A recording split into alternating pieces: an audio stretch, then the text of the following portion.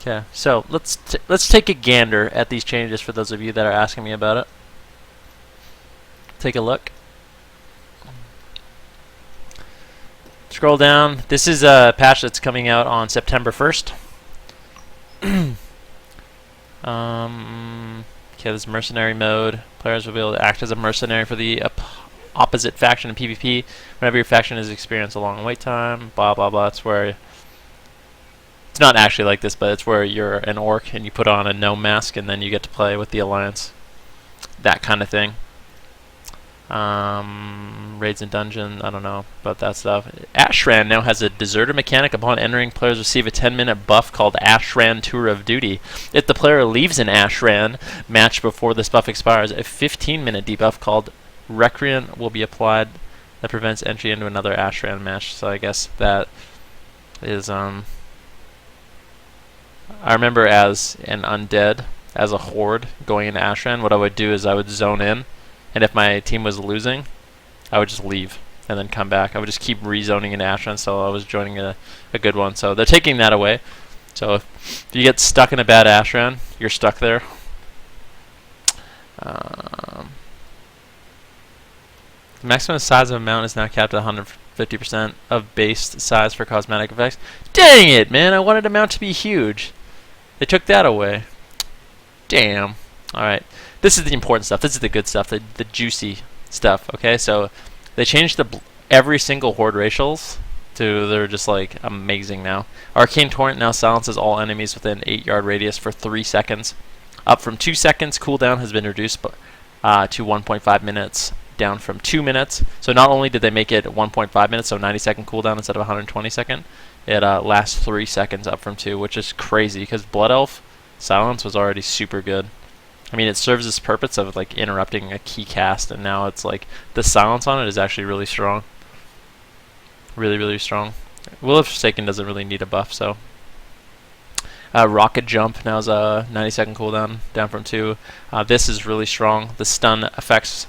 So like I was talking with Snuts, and like the matchup RMD versus LSD3 could now be in perhaps the LSD's favor. You have the Shaman now rocking this stun reduction.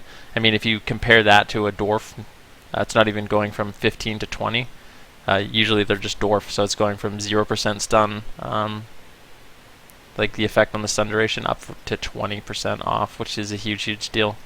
And then obviously you'll have your Warlock being a Blood Elf with a 3-second silence, stopping more CC, since that's how the RMD wins, is just getting like control and getting setups. And if you can shut those down, you know, the Shaman gets out of the stuns a little sooner, can shock and ground, or the Lock misses his counterspell, he can just silence. It's a big, big deal. Then Voodoo Shuffle now reduces the duration of all movement and pairing effects by 20%, up from 15%. The Trolls still be flipping out, Mon. So that could be cool for a warrior. I don't know. Probably would not go Troll over Blood Elf at work. But yeah, it's pretty good. Tauren. The War Stomp is now a 90-second cooldown. And lasts 3 seconds up from 2. So that is also really strong. Still, I don't know. War Stomp's not the greatest racial, but I guess it's okay. So, in terms of like racial abilities, they really, really buffed Horde, and I could see, I mean, it's already close. Like, without these changes going in, I could still see people going Horde for and it being better than Alliance in some situations. But now it's just like, I want to go Horde, so I don't know. And then class selection. So what they did is, someone can correct me if I'm wrong, but I'm pretty sure what they did is just they buffed Rake, Rip, and Rip. Because Ferals needed it for PvE, and then they also nerfed it for specifically PvP, so it just cancels each other out. So these changes don't do anything for Feral. And then Shadow Priest is the same thing, right? Except Mindflay deals 20% more damage, so the other changes are not affecting PvP at all. And then Prot Warriors got buffed. Holy moly, Devastate, 6% damage, Shield Slam, 6% damage, Revenge, 6% damage. I assume that's just PvE. They're just underperforming in terms of other tanks. But the best changes of all, save the best for last, is that Windwalker Monks finally got some damage buffs, guys.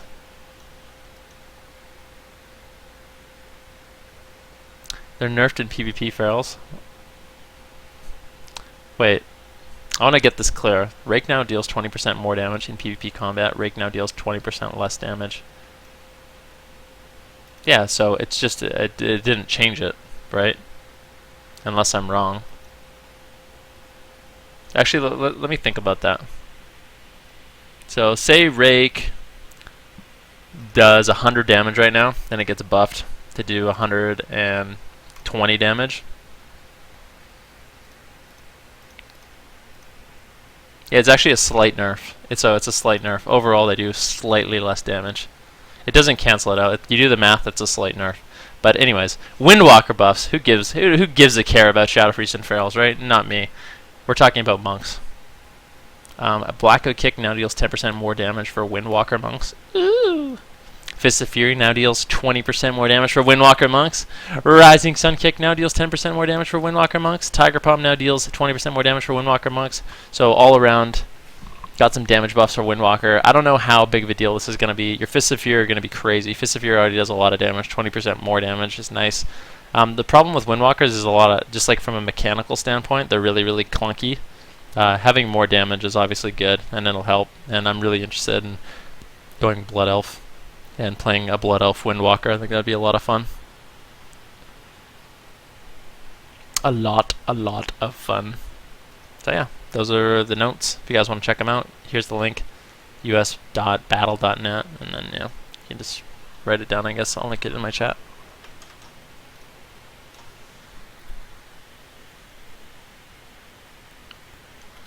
Rip Ven's rights. Nah, I'm still gonna play Ven's rights. Trust.